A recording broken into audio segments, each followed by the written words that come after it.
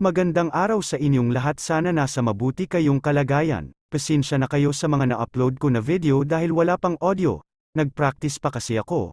Ngayon nilagyan ko na para maintindihan ninyo ang aking ginagawa. Bago tayo magpatuloy, intro muna, pasok. Ang channel na ito ay tungkol sa pang-araw-araw na trabaho. Isang simpleng hanap buhay ang ginagawa sa araw-araw para mabuhay, kaya ko ginawa ang channel na ito para ipakita sa inyo ang isang simpleng hanap buhay. Sa hindi pa nakasubscribe, baka naman hihihi, click nyo din ang notification bell para updated kayo sa bago kong video.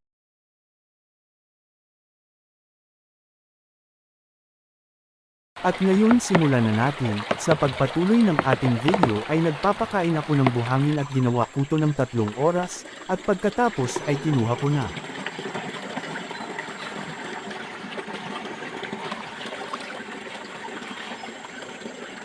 Ang maragaha. Sa wala pa nakaalam kung ano ang maragaha, isa itong pirates na nasa buhangin, at simpre pag may pirates may ginto, pero sa ilog na sagana sa ginto.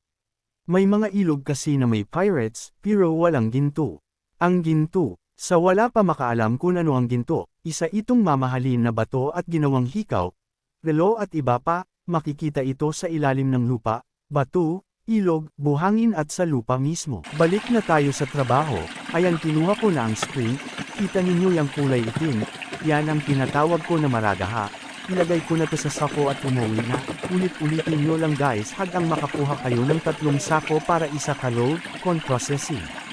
May video ako tungkol sa processing, sana panoorin niyo at huwag kayong maboring hehehe. At ngayon guys, magpapaalam na ako. Salamat sa inyong panunood. At sana wag ninyong kalimutan mag-subscribe. Don't forget to click the bell button para updated kayo sa bago kong video. Salamat at magandang araw sa inyong lahat. Bye bye.